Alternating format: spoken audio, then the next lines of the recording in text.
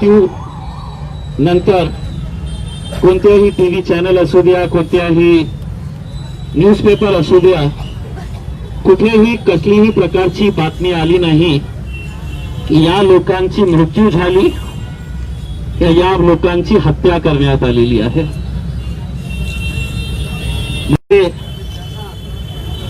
कोणाला आपल्या मुलाच्या नोकरीसाठी पैसे त्यांनी इकट्ठा केले होते, धंदा करण्यासाठी त्यांनी पैसे इकट्ठा केले होते, मुलीच्या लग्नासाठी पैसे इकट्ठा केले होते. एका सामान्य माणसाची जे NKGSB बँक आणि L&T फायनान्स च्या वसुली प्रतिनिधीकडून होणाऱ्या मानसिक छळाबाबत, बेकायदेशीर मालमत्ता जप्ती रोखण्याबाबत एका प्रायव्हेट फायनान्स कंपनीतून त्यांनी काही कारोबार करण्यासाठी पैसे घेतले होते, लोन घेतलं होतं, कर्ज घेतलं होतं आणि प्रामाणिकपणे त्यांनी कर्ज किती घेतलं होतं तर NKGSB सहकारी बँक कडून 50 लाख रुपये आणि L&T फायनान्स कडून 1 कोटी रुपये त्यांनी कारोबारसाठी कर्ज घेतलं होतं. आता त्यांना जे मूळ रक्कम होती त्या 1 कोटीच्या ऐवजी त्यांनी ते L&T फायनान्सला 1,03,00,000 रुपये परत केले. 1 कोटीच्या ऐवजी 1,03,00,000 रुपये परत केले. पण करोनाच्या काळात काही त्यांची रेग्युलर ते परतफेड करण्यात आली नाही होती. आता L&T फायनान्स आणि NKGSB बँक यांचे जे गुंड, जे कर्ज वसुली करणारे लोक होते ते त्यांच्या घरामध्ये घुसले, त्यांना घरातून बाहेर काढलं. आता हे परिवार जे आहे ते एका खोलीमध्ये राहतं. इतकंच त्यावर त्यांनी थांबलं नाही तर त्यांनी आपल्या पत्रामध्ये काय लिहिलं, मला आत्ता पैसे द्या, नाहीतर ही प्रॉपर्टी आमच्या नावावर करा. माझ्या दोन्ही मुलीला, पत्नीला, वडिलांना व मला रस्त्यात अडवून अश्लील भाषेत धमक्या दिल्या. या भीतीमुळे आम्हाला आमचे राहते घर सोडावे लागले असून सध्या आम्ही भाड्याच्या खोलीमध्ये राहत आहे आणि त्या खोल्या आम्हाला वारंवार बदलाव्या लागत आहे. ते गुंड लोक यांच्या त्या खोलीमध्ये येऊन जे दमदाटी करत आहे आणि आता पुढे त्यांनी जे लिहिलेले आहे, माणुसकी कुठे गेलेली आहे. पोलीस प्रशासन नाही, आपण आंदोलन करायचं नाही. पण या माणसाचा योगेश प्रकाश घोडके त्यांनी पुढे काय लिहिले, माझ्या समोर बसून ज्या प्रकारे ते रडत होता ते माणूस, माझी 23 वर्षीय मुलगी प्राची घोडके हिला आरोपीने मुद्दाम लक्ष्य केले. दिनांक 20 ते 26 जानेवारी 2026 दरम्यान तिला रस्त्यात अडवून अत्यंत अर्वाच भाषेत शिवीगाळ करून तिचा विनयभंग केला. दिनांक 26 जानेवारी 2026 रोजी दुपारी ती रडत अचानक घरी आली आणि रस्त्यात मला बँकवाले साहेब असं काही बोलतच होते की मानसिक धक्क्याने ती जमिनीवर कोसळली. तिला तत्काळ मेडिकवर हॉस्पिटलमध्ये नेले. मेडिकवर हॉस्पिटल नेल्यानंतर डॉक्टरांनी ती 23 वर्षीय मुलीला मृत घोषित केले. 23 वर्षीय मुलीला मृत घोषित केले. ते गुंड प्रवृत्तीचे जे लोक आहे त्यांच्या सगळ्यांचं नाव त्यांनी दिलेले आहे की जे बँकाचे वसुली एजंट आहे.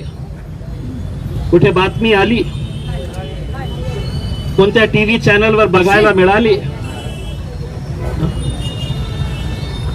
काय हाल होत असेल या बापाचा की तिच्या 23 वर्षीय मुलीची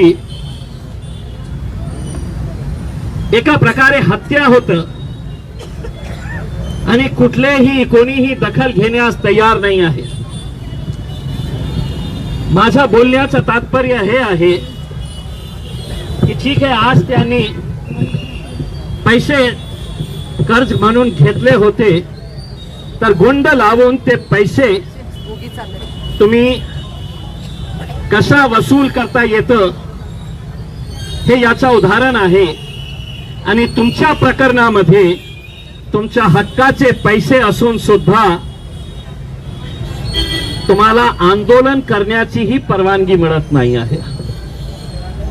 दुर्दैवाने या देशामध्ये, या राज्यामध्ये लोकशाही संपलेली आहे.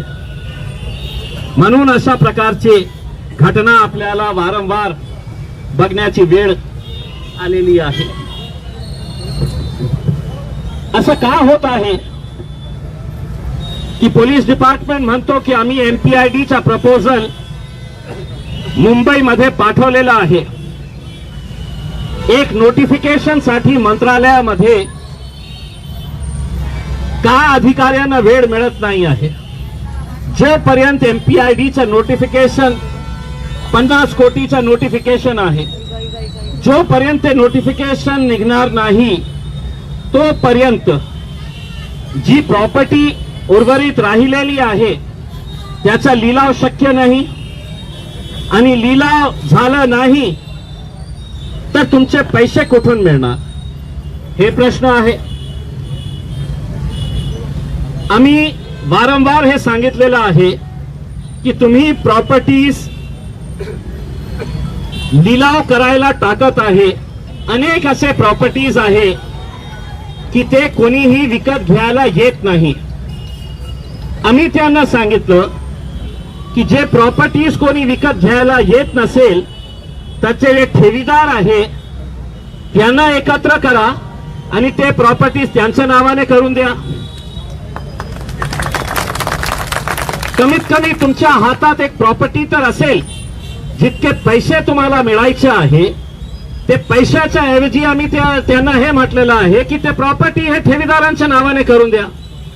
कधी विकायचे आहे, किती पैशामध्ये विकायचे आहे ते ठरवतील. 1.5 वर्ष आम्ही प्रस्ताव पाठवलेला आहे, आतापर्यंत निर्णय झालेला नाही आहे. किती लाजवणारी गोष्ट आहे. काय होणार?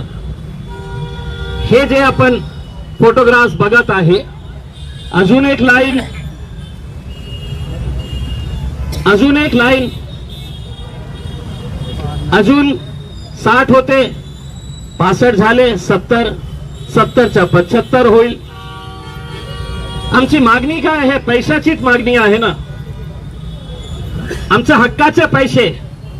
आम्ही काय लाडली बहीण सारखं भीक मागत नाही आहे, किंवा आमची कोणतीही लाडली बहीण त्या सरकारच्या 1,500 रुपये नको, त्यांच्या हक्काचे पैसे द्या, ते 1,500 रुपये तुमच्या तोंडात मारेल आमची बहीण. पण सकाळपासून रात्री मी 12 वाजता इथे आलो होतो. असरारभाई होते, गज्जूभाई होते. त्यांनी सांगितलं की पोलिसांनी सांगितलं की हे पेंडॉल टाकायचं नाही. का नाही टाकायचं? काय मोठा क्राईम केलेला आहे हे लोकांनी की ते पेंडॉल मध्ये बसू शकत नाही. म्हणजे सगळे नियम आमच्यासाठी. पैसे खाणारा ते मानकापे जेव्हा हे पैसे खात होता तर नियमाप्रमाणे खात होता का? सगळ्यांना पैसे, मीडियावाल्यांना पैसे, डीडीआर ऑफिसला पैसे, सुरुवातीला पोलिसांना कशा त्यांनी दाबून ठेवले होते ते सगळं माहित आहे सगळ्यांना. आणि आज याच्या बाबतीत जेव्हा आम्ही आमच्या हक्काच्या पैशाची मागणी करण्यासाठी येत आहे की नाही साहेब या चर्चासाठी या, किती वेळा आम्ही चर्चा करणार, काय ठोस निर्णय तुम्ही केलेला आहे. मी असं नाही आहे की काल हे घोषणा केली की आज आपल्याला बसायचं आहे की सरकारला काही माहित नाही होतं. एक महिना अगोदर जेव्हा आम्ही इथे बसलो होतो त्यावेळी आमची मीटिंग झाली होती कलेक्टर साहेबांसोबत आणि त्यावेळी आम्ही त्यांना स्पष्टपणे सांगितलं होतं की 1 महिन्याचा टाइम आम्ही देत आहे, त्याच्यामध्ये काहीतरी ठोस निर्णय घ्या. काय झालं तर एक मीटिंग झाली. मीटिंग कशा झाली की आढावा बैठक की आतापर्यंत काय झालेलं आहे. मला माझा काही कलेक्टर साहेबांच्या बाबतीत हे नाही आहे आक्षेप, कारण ते नवीन आलेले आहे म्हणून त्यांना समजण्यासाठी तर मीटिंग बोलवण्यात आली होती. आता आम्ही पुन्हा जाणार, पुन्हा बसणार, पुन्हा तेच ते आपल्याला सांगणार की काय आम्ही करणार आहे. आता आम्ही जे 3-4 मागण्या केलेली आहे की जे प्रॉपर्टीज तुमची विकत नसेल तर ती सगळी प्रॉपर्टीज या ठेवीदारांच्या नावाने ट्रान्सफर करून द्या. दुसरी, आता त्यांच्याकडे समजा 2 कोटी रुपये आले असेल तर 10 हजार का होईना सर्वांना सरसकट पैसा द्या. सरसकट पैसा, ते 10,000 का होईना 25,000 का होईना, पण सर्वांना पैसे सरसकट. नाही तर त्यांचं काय हे की पहिले किती लोक होते आपल्याकडे, 10,000 वाले बाहेर पडले, त्यांना पैसे मिळाला, ते तुमच्या सोबत येत नाही. 25,000 वाले त्यांना मिळाले, तेही येत नाही. 40,000 वाले त्यांना मिळाले की मला मिळालं, आता मी त्यांच्यासाठी कशाला लढायचं. 50,000 वाले त्यांना मिळालं तर यांच्यासाठी कशाला मी वेळ घालू. तर सरकारचं हे षडयंत्र असू शकतं की जे हे 50,000 वाले, 1 लाख वाले, 2 लाख वाले आहे, त्यांचा पैसा त्यांना दिलं तर अजून लोक कमी होतील आणि मग 10 लाख वाले, 20 लाख वाले, 50 लाख वाले किती शिल्लक राहणार. आम्ही जेव्हा आंदोलनासाठी बोलवणार त्यांना तर 5-50 लोक येतील. सरकारला भीती कशाची असते, हे लोकांची ताकद जेव्हा रस्त्यावर येते ना तर भीती त्याची असते. म्हणून सकाळी जेव्हा मी 11 वाजेपासून मी तयार होतो, पण 11:30चा मेसेज, फोटो, साहेब आम्ही घरीतून निघालो, आम्ही रस्त्यात आहे, आम्ही येणार आहे, आम्ही पोहोचत आहे. हे लढा कुणासाठी आम्ही करत आहे, मी कुणासाठी हे लढा करत आहे, हे तुमच्यासाठी लढाई करत आहे मी. आणि मी स्पष्टपणे सांगतो की या लढ्यापासून मी दूर गेलो तर तुमचे पैसे कधी नाही भेटणार. मला ही माहित आहे. कलेक्टर साहेब जेव्हा मीटिंग कॉल केली त्यांची जबाबदारी होती की इम्तियाज जलील तुम्ही पण त्या मीटिंग मध्ये या, तुम्ही सुरुवातीपासून या आंदोलनाचं नेतृत्व करत आहे. मग कोणीतरी सांगितलं असेल की नाही त्यांना कशाला बोलवतो. मी तर आज या शहरातले सगळे लोकप्रतिनिधींना, सगळ्या आमदारांना, खासदारांना, मंत्र्यांना हे सांगतो की तुम्ही याचं नेतृत्व करा, मी खाली बसायला तयार आहे. पण अशा प्रकारची घाणेरडी राजनीती करू नका की माझ्या नावामुळे तुम्ही या लोकांना त्रास देत असेल. काय मीटिंग घेऊ शकत नाही सर्व लोकप्रतिनिधी. औरंगाबाद जिल्हा मध्यवर्ती सहकारी बँकेची निवडणूक आता झाली. एकमेकांचे कट्टर विरोधक होते सर्व राजनैतिक पक्षांचे. सगळे लोक एकत्र आले. अतुल सावे, भुमरे साहेब पुत्र सत्तार साहेब पुत्र, ते आमदार सगळे कन्नड, गंगापूर, वैजापूरचे सगळे आमदार, विरोधी पक्षातले अंबादास दानवे एका थाळीमध्ये खात होते सगळं. 5-5, 10-10 हजार रुपये, 20,000 रुपये एका मताला दिले. आपला स्वतःला त्या बँकेच्या बोर्डवर जायचं होतं, तर सगळं एकत्र येऊ शकतं. यांच्यासाठी फक्त निवडणुकीच्या वेळी त्यांचा पाय धरतात तुम्ही. निवडणूक आली की सगळ्यांचे पाय धरायला येतं, पण जेव्हा त्यांची अडचण येतं तर कोणीही यायला तयार नाहीये, कोणीही बोलायला तयार नाही आहे. अरे तुम्ही मीटिंग कॉल करा, मला नको बोलवा. मला नाही बोलवले तर चालेल, पण 2-2 कॅबिनेट मिनिस्टर आहे या शहरामधले, 2-2 कॅबिनेट मिनिस्टर आहे. स्वाभाविक आहे की त्यांचा प्रभाव अधिकाऱ्यांवर जास्त असेल, कारण ते सत्तेमध्ये बसलेले आहे. आता आम्ही पुन्हा त्यांच्याकडे जाऊन आम्ही चर्चा करू चर्चा का नाही करायचं? हे म्हणतं नाही करा, तुम्ही म्हणता करा.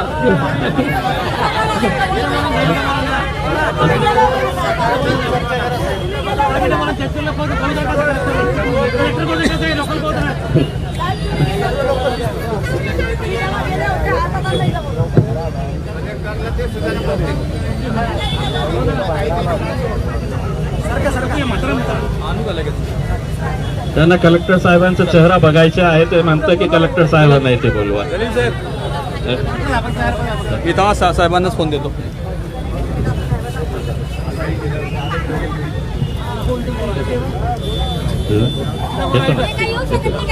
सर सर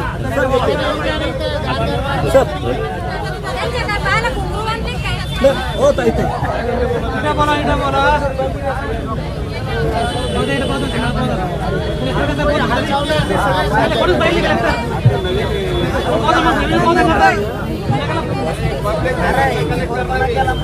काय आहे की मलाही जेव्हा हे निर्णय घेण्यात आला होता तर त्याच्यावर आम्ही खूप विचार केलं होतं. इतके सारे म्हातारे लोक, इतके सारे वयोवृद्ध बुजुर्ग लोक, 70, 75, 80 वर्षाचे, ते कशा आमच्या सोबत बसतील? पुन्हा एक मागणी मी पोलिसांना आपल्या मार्फत करतो की एक 3-4 दिवस अगोदर पूर्वी सरकारने एक GR काढलेला आहे की जितके राजकीय केसेस लोकांवर करण्यात आलेला आहे ते परत घेता येणार आहे. मग आदर्शच्या केस का परत घेता येत नाही?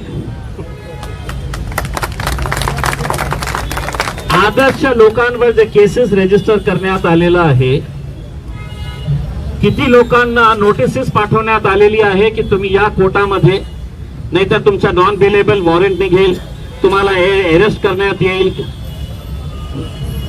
अनेक आदर्श ठेवीदार आहे. मी आज पोलिसांना हे सांगतो की त्या केस मध्ये आरोपी नंबर 1 जे आहे ते इम्तियाज जलील आहे. तुम्ही माझं नाव त्या केस मध्ये ठेवा, पण माझे हे सगळं बंधूंचे नाव त्या केस मधून बाहेर काढा. तुम्ही सगळं काढा. मी फेस करायला तयार आहे, मी हे केस लढायला तयार आहे. पण हे गोरगरिबांना नोटिसेस पाठवून बेल घ्या तुम्ही. काय चूक काय होती त्यांची? असंच एक अधिकारी बसला होता की नाही, मी माझ्या कॅबिन मधून बाहेर येणार नाही.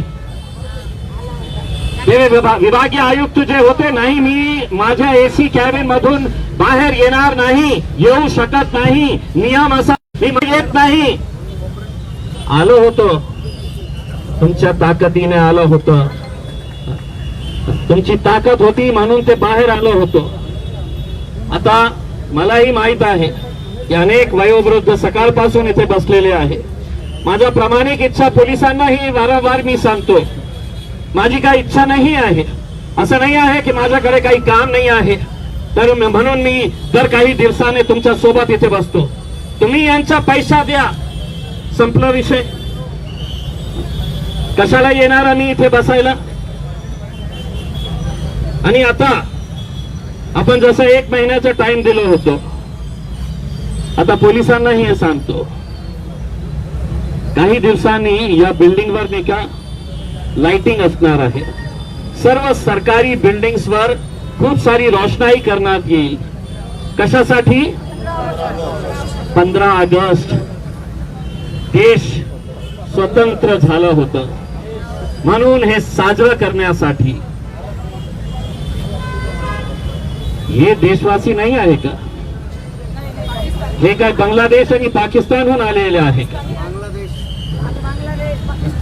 तुम्ही रोषणाई लावून तुम्ही स्वतंत्र दिवस साजरा करणार आहे. आता मी सरकारला पुन्हा एक इशारा देतो. 17 सप्टेंबर 17 सप्टेंबर मराठवाडा मुक्ती संग्राम दिवस आहे. आपण या दिवशी मग 1 दिवस नंतर आपल्याला आजादी मिळाली होती आणि 17 सप्टेंबरला दरवर्षी पुन्हा लाइटिंग लावण्यात येतं. मुख्यमंत्री साहेब स्वतः दरवर्षी 17 सप्टेंबरला सिद्धार्थ उद्यानात येतो. तिथे हुतात्मा संग्राम आहे, तिथे ते येऊन ते कार्यक्रम होतात. 17 सप्टेंबर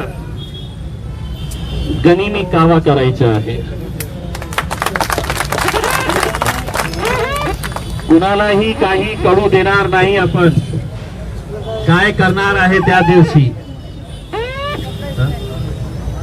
17 सप्टेंबरला मुख्यमंत्री साहेब त्यांना आपण एअरपोर्टवर पकडणार, रस्त्यावर पकडणार की सिद्धार्थ गार्डनवर त्यांना पकडणार. होऊ द्या पोलिसांना थोडीशी कष्ट होऊ द्या, ते आपल्या मागे मागे फिरणार. टोळ्या तयार करू आपण, टोळ्या तयार करून आपण गनिमी कावा करायचा आहे. ऐकू द्या त्यांना, ऐकू द्या, ऐकत असेल तर. आम्ही काय काय करणार आहे त्यांनाही काही कळणार नाही आहे. एका ग्रुपला दुसरा ग्रुप काय करणार आहे तिचीही माहिती त्यांना मिळणार नाही. महिलांनो, तुमची ताकद काय आहे? तयार आहे ना? छोटी बागीन आता छोटी कोणी नाही राहिलेली आहे, सगळं मोठी बागीन झालेले आहे. तर आता मैं आप लोगों की इजाजत से मैं वहां पर जाकर जो भी हम चर्चा कर सकते हैं और एक बार फिर से उनको इशारा देकर, ऐसा नहीं है कि हम 17 सितंबर के दिन फिर से आएंगे करके, हो सकता है कि 15 अगस्त के दिन भी हम स्वतंत्र दिन के दिन भी हम पूरे गर्व के साथ जय हिंद का नारा लगाकर, ये देश तो आजाद हो गया है लेकिन ये लोगों को आजादी कब मिलने वाली है? उन डाकुओं से जिन्होंने इनका पैसा खाए हुए हैं. मानकापे साहेब आलेले आहे बाहेर. आमचे काकूने 21,000 रुपये ठेवले आहे बक्षीस. मी पोलिसांना विनंती करतो की त्यांना संरक्षण द्या रे बाबा. त्यांना खरं संरक्षण आता देण्याची वेळ आलेली आहे. त्यांना संरक्षण आता द्या, कारण जेव्हा ते तुमच्या हातात कधी लागतील मला माहित नाही आहे, पण माझ्या हातात ते लागलं मानकापे साहेब तो समझ जाओ क्या होने वाला है. पैसे दो और हमें भी यहाँ से मुक्ति करवाओ. मुझे मालूम है कि बारिश आ सकती है, लेकिन यहाँ से आप लोग उठ के जाइए मत. ये लड़ाई आपकी है और आपकी इस लड़ाई के अंदर हम जब तक हाथ में हाथ डालकर एक साथ नहीं खड़े रहेंगे तब तक हम ये लड़ाई जीत नहीं सकेंगे. हम बहुत करीब आ रहे हैं उसमें, बस आप लोगों का साथ चाहिए. मेरे जितने भी बुजुर्ग माएँ और बहनें यहाँ पर बैठी हैं, मैं बहुत प्रामाणिक कोशिश कर रहा हूँ कि आपका पैसा आपको मिले करके, और जिस दिन सबका पैसा मिल जाएगा उस दिन सही मानों में हम लोग दिवाली मनाएंगे, दशहरा मनाएंगे, ईद मनाएंगे और एक साथ मिलकर मनाएंगे, सब साथ में मिलकर मनाएंगे। बस तब तक आप लोग बैठिए, मैं जाकर कलेक्टर साहब के साथ जो भी अधिकारी बैठे हैं उनके साथ चर्चा करके आता हूँ और जो भी फैसला होगा उसमें वो आपको सुनाएंगे।